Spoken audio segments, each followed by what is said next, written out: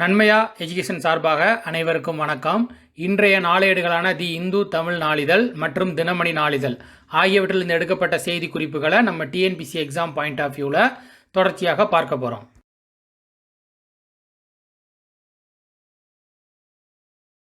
முதலாவதாக மாநில செய்திகளில் பார்த்தீங்கன்னா நம்முடைய பாரம்பரிய நினைவு சின்னங்களை மறுசீரமைப்பு செய்கிறாங்க.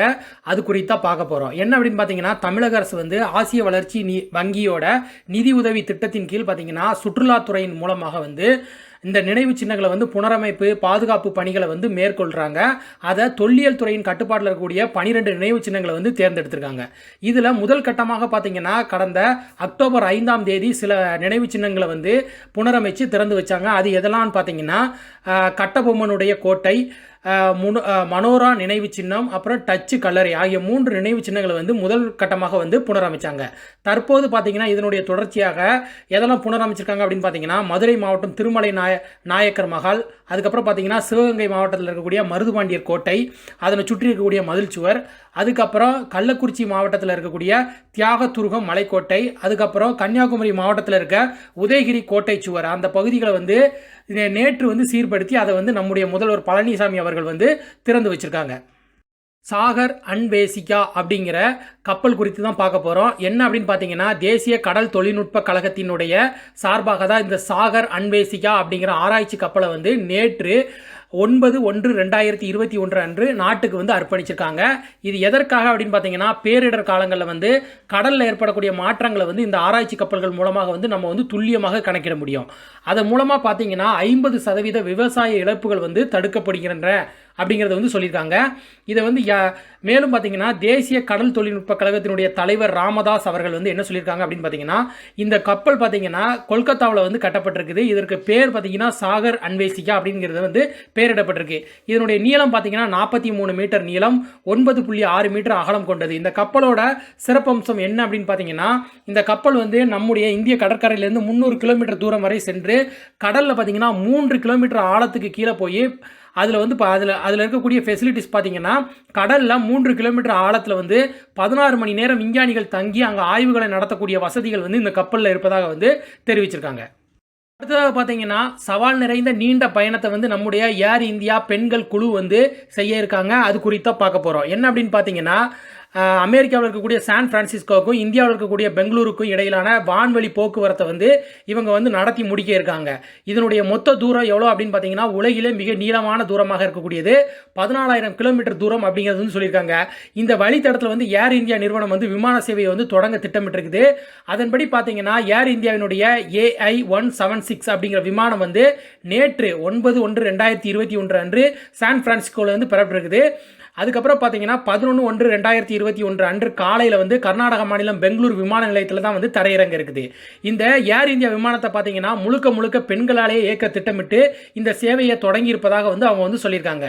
இந்த வரலாற்று சிறப்பு மிக்க தொடக்க விமானத்தை யாரெல்லாம் வழி நடத்துகிறாங்க அப்படின்னு பார்த்தீங்கன்னா கேப்டன் சோயா அகர்வால், கேப்டன் பாகரி தன்மாய், அப்புறம் கேப்டன் அகன்ஷா சோனாவேர் அப்படிங்கிறதும் மற்றும் சினானி மன்ஹால் அப்படிங்கிற 4 கொண்ட குழு தான் இதை நடத்த இருக்காங்க.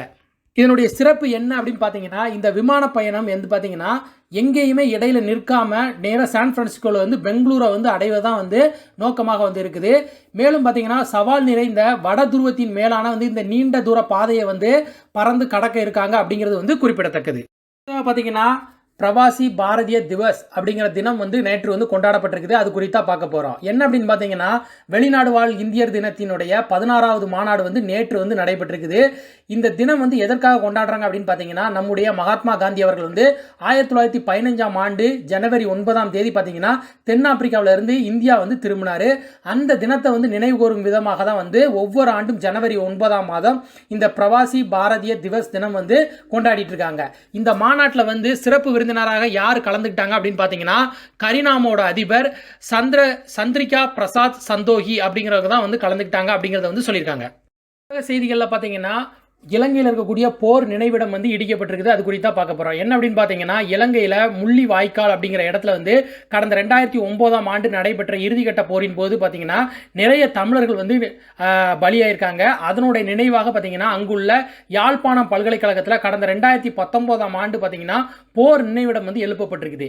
இந்த நினைவு மண்டபத்தை வந்து இடிக்க சொல்லி பல்கலைக்கழக துணைவேந்தர் சிவக்கொழுந்து ஸ்ரீ சத் குணராஜா அப்படிங்கிறவங்க வந்து 8/1/2021 அன்று உத்தரவிட்டிருக்காங்க. இதை அடுத்து இலங்கை ராணுவத்தினர் வந்து இதை வந்து இடித்து தள்ளியிருக்காங்க. இதுக்கு வந்து பல்வேறு அமைப்புகள் மற்றும் இந்தியாவில் இருந்து இதற்கு வந்து கண்டனம் வந்து தெரிவிச்சிருக்காங்க.